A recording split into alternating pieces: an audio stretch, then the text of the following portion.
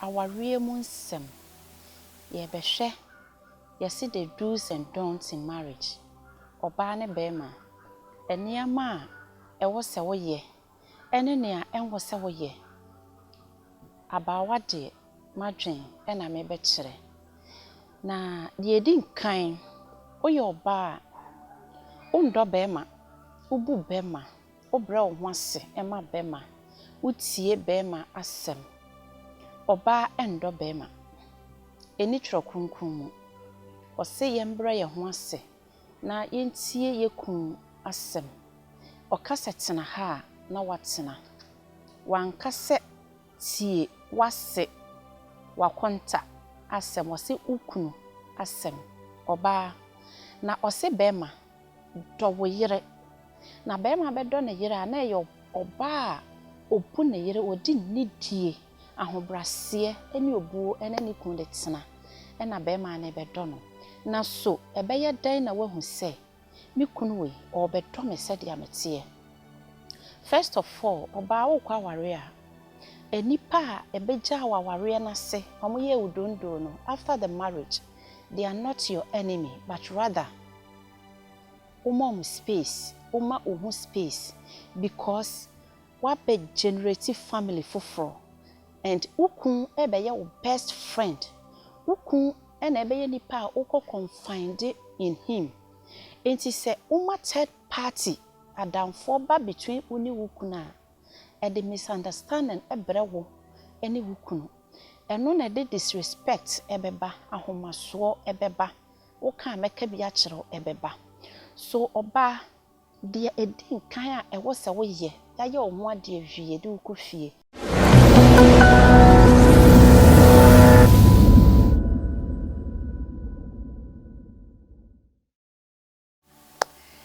Asumdwenka obia nature servant ni ofre me aba waso a na je oso. Odum fodre enenso adom yembiom enenso eye eda a eye da fefe. Ye won kwan a ye hu bosome ye hu ehan etwa ye ho ahia na yetimi ehome mframapai na kyerese ye wade a ye wo nyina no se yamfa futu ene ani da hopa a mo bra so a bra no enye papa ti mefutu a ene me de pro ene awareɛ mu nsɛm ye behwɛ ye see the do's and don'ts in marriage. Ɔbaa ne bɛrima nneɛma a ɛwɔ sɛ woyɛ ɛne nea ɛnwɔ sɛ woyɛ. Abaawa deɛ madwen ɛna mebɛkyerɛ. Na deɛ di nkan woyɛ ɔbaa a wondɔ bɛrima, wobu bɛrima, wobrɛ wo ho ase ɛma bɛrima, wotie bɛrima asɛm. Ɔbaa ɛndɔ bɛrima. Ɛni twerɛ kronkron mu. Ɔse yɛmbrɛ yɛn ho ase na yɛntie yɛkunu asɛm. Ɔkasa tena ha a na watena. Wankasɛ tie wase wakonta asɛm. Ɔse ukunu asɛm. Ɔbaa na ɔse bɛrima dɔ wo yere.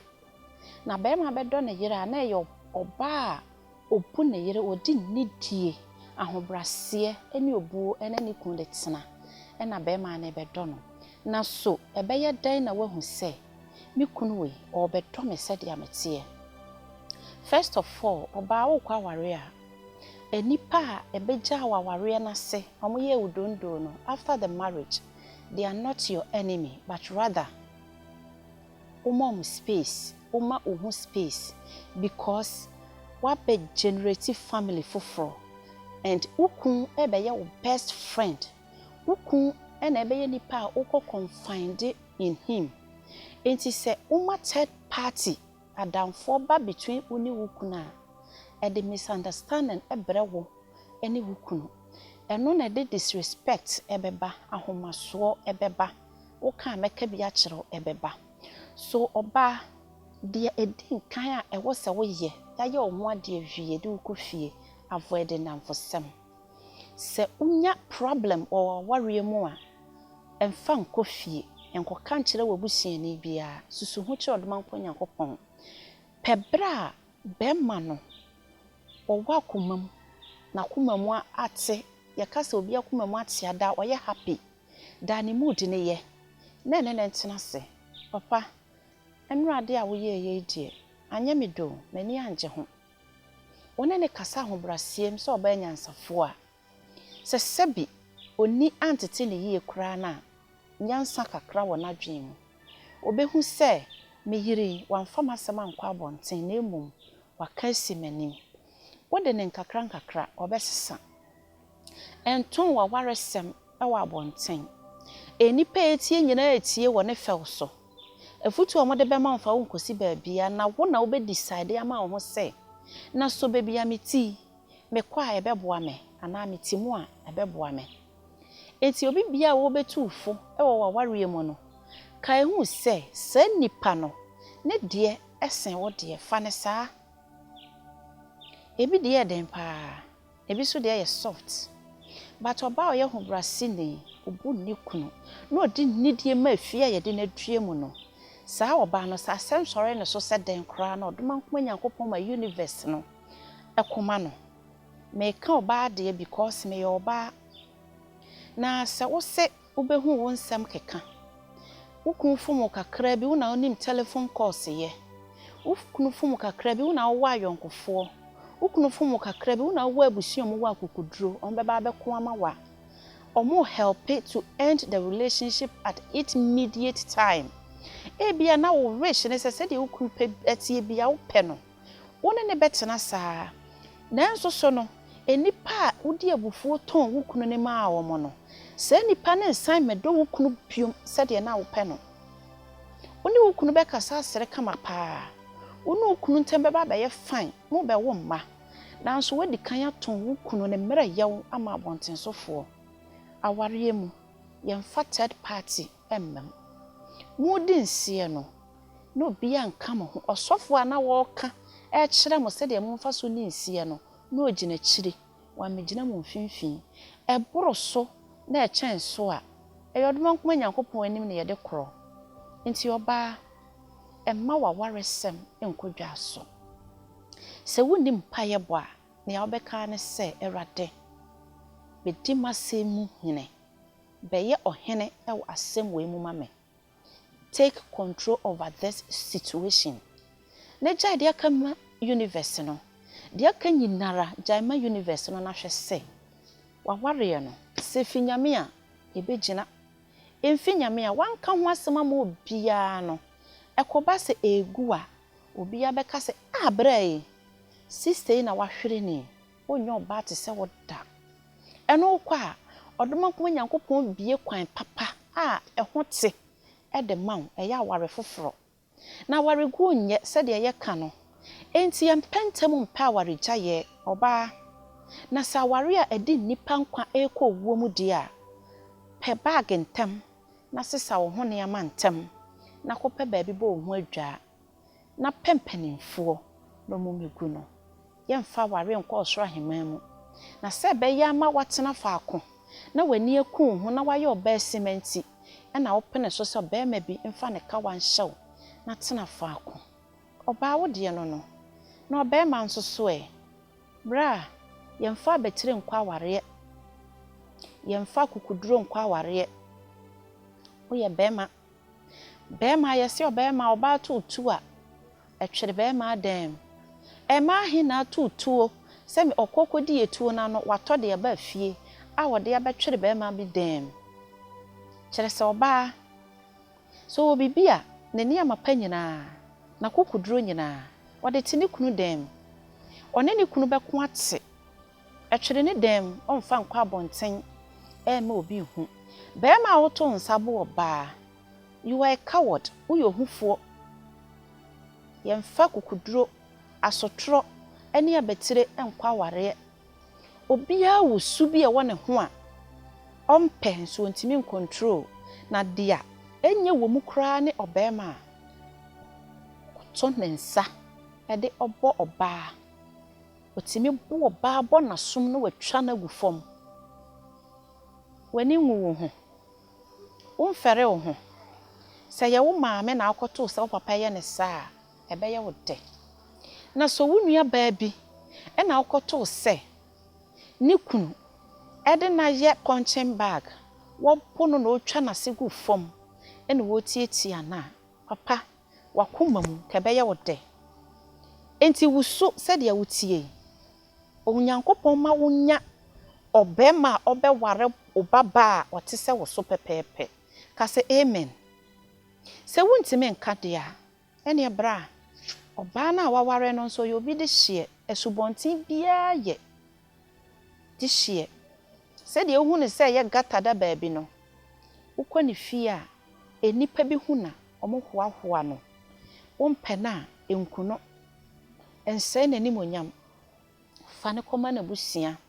obema kwa aware na wopia bonten a se de wahyehyɛ ne ho apie no ma ye hu se waware oba obema bi nim ne ho asiesie deda obema bi nim ne duane ye deda wonim ne fie siesie deda nanso obema wonim wenyina ye no ware wie a wonim de ye hyenso wo ne ho nanim a wode pia bonten ema ye hu se yes asomdwie wo fie me wife de ya wo yere saa